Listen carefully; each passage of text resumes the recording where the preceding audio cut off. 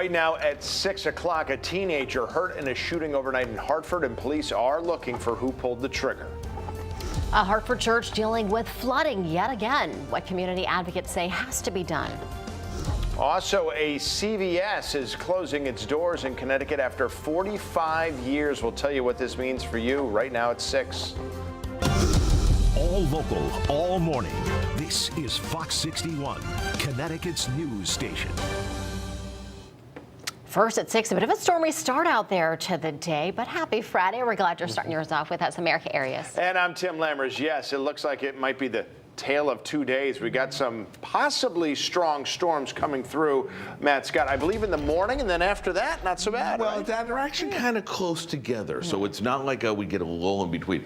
If you're watching and if you saw the camera shot behind Tim and Eric and you thought, there's nothing going on, hang on, because we'll show you where the action is. It's pretty loud, it's very impressive, and it may get to high levels. Storms arriving as we speak. It will bring us some wind. We're seeing signatures of a little bit of hail, and I'm not ruling out the possible thought, I should say, of a rotation, maybe a little tornado. We'll keep an eye on that on the radar all morning long. The weekend, fantastic. All right, here's the radar picture, and we're going to zoom in on New Haven and Fairfield County, where you can see there's a lot of action going on. I'm going to move over here because I want you to go in real close, show you where some of the deeper shades, the really tough stuff is, from Monroe up through Oxford and the Naugatuck Valley. Notice to my left, your right, look at Seymour along Route 8. It's much quieter. Gives you an indication that this stuff is going to fire up quickly, so stand by for that.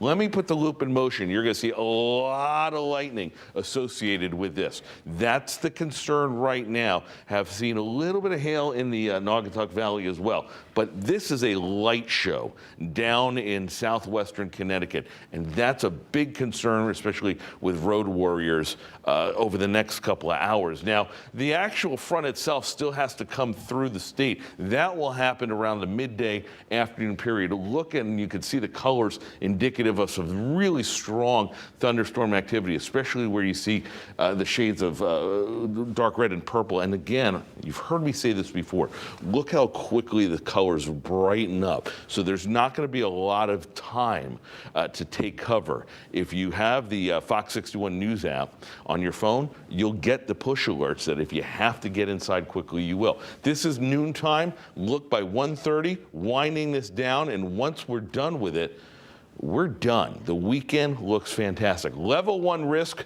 for severe storms. That's a marginal risk according to the Storm Prediction Center. A stormy start, but a quieter finish with temperatures getting up around 80 degrees. Talk about numbers that are kind of all over the place over the next couple of days. We'll talk about that and have a look at that weekend forecast coming up. All right, guys, back to you, Tim.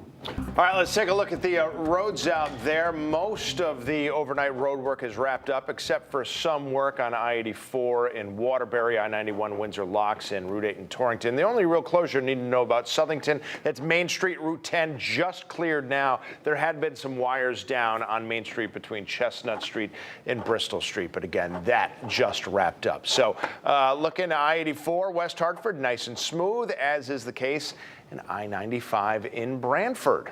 Looking okay, even though that a little wet down there and the camera froze, but yeah, there we go. We're doing okay. 6:03 right now. Hartford police are out searching for the person who shot a teenager early this morning. It happened on Brook Street. That's near Bedford Street. Fox 61's Brooke Griffin is live at the Hartford Police Department with what investigators know so far. Brooke, good morning. Good morning to you both. Hartford police say that a 17-year-old boy was shot a couple of hours ago. Now, they say that he is expected to be okay, but one community organization says that this is the violence that they're really trying to stop. Investigators say this shooting took place just before 2 o'clock this morning. Someone called in saying they believe they did hear gunshots over on Brook Street. When they arrived, they found a 17-year-old boy with one gunshot wound to his leg. He was taken to the hospital and thankfully is expected to recover. Hartford police have not released any possible suspect information at this time, but they did tell us that no arrests have been made. This is at least the 10th shooting in Hartford this month. Officers and the NAACP say they're working working to combat the recent violence and promote unity within the city here. The Wake Up Wednesday initiative is being held each week on Barber Street. Anyone that's concerned about the recent violence is invited to participate in a time of conversation and prayer.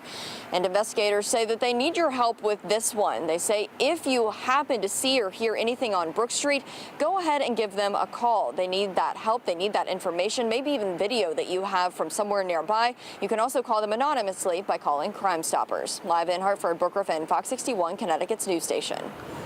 Brooke, thanks so much. And just hours before that shooting, family and friends of 24-year-old Jordan Phipps gathered on Windsor Meadows State Park to honor his memory.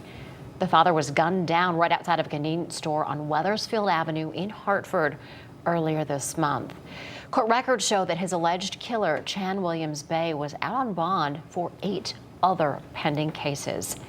In last night's vigil, Reverend Henry Brown spoke about saying something needs to be done. So we are saying today something got to be done better with the justice system. We pray that you will get the justice that you so richly deserve. Jordan Phipps was affectionately known as 2-3. That's the same number as Michael Jordan. He leaves behind a 1-year-old son. A Trumbull teenager accused of murdering another teenager last year is due back in court this morning. 17-year-old Raoul Valley is accused of stabbing Jimmy McGrath while at a party in Shelton. 2 other teenagers have been charged in the case as well, but as of right now, they are not facing murder charges. McGrath was a junior at Fairfield Prep. A Cromwell attorney accused of negligence and abuse is expected in court today. Stephen Donen was arrested last month after police said he left his live-in girlfriend to deteriorate and failed to take her to medical appointments. Police said they found his girlfriend chair-bound in what they described as a filthy home. They said she had not moved in 2 weeks and hadn't eaten in days, but Donen's attorney said that's an overstatement. All right, we have a Fox 61 exclusive for you this morning where a church in Hartford's North End is dealing with flooding issues once again. Well, this is cell phone video here taken after heavy rains fell last Friday, flooding the inside of the church on Windsor Street. But that's not all. The church hasn't had running water or functioning toilets for nearly 4 months. This is so prevalent in the North End. There's a lot of people that are renters, and they also are not, they don't have a lot of money, and there are huge health disparities in the North End. Flooding is a health issue. Mold and all kinds of water damage lead to illnesses such as cancer and respiratory conditions. Now lawmakers are working with MDC on the church's behalf to try and find a solution. Fox 61 tried getting in touch with the property owner in which the church pays $2,400 a month to have, but we have not heard back. A Moosup man is recovering after a police officer pulled him from his car as it was sinking into some water. Plainfield police said the man was driving on Moosup Pond Road at around 6 o'clock last night when his car left the road, smashed through a guardrail, and plunged into Apple Tree Brook. Well, the police officer jumped in and pulled the man out before his car went all the way under. The driver was given a verbal warning and was treated for a head injury at a hospital. State police have arrested another person whom they believe was involved in a street takeover in Tolland. 21-year-old Mark Mann of Bloomfield is facing several charges. Several other people have already been arrested and accused of taking part. Back in May, dozens of people wound up blocking roads during a takeover that was organized on the social media app Telegram. The CVS on Farmington Avenue in West Hartford Center is closing after 45 years. Its last day will be September 20th. This comes as CVS plans to cut costs and focus on health care rather than its retail business. It's part of the pharmacy chain's plan to close 900 stores nationwide. It's just a bummer because this is like where our pharmacy is. We walk by here every single day. We're always going in to get just random stuff. It's a fun activity for the dog. They're dog friendly too. This store joins a growing list of businesses who are shutting down. In July, Christmas Tree Shops announced it was closing all its remaining locations after it filed for bankruptcy. Various restaurants are calling it quits as they've been struggling to catch up after the pandemic. And Norwalk-based Frontier Communications is now considering moving its headquarters out of state. Happening today in New Milford, All-Star Transportation is looking for bus drivers. The company is hosting an open house and recruiting event at 8 this morning. It's happening on Dodd Road.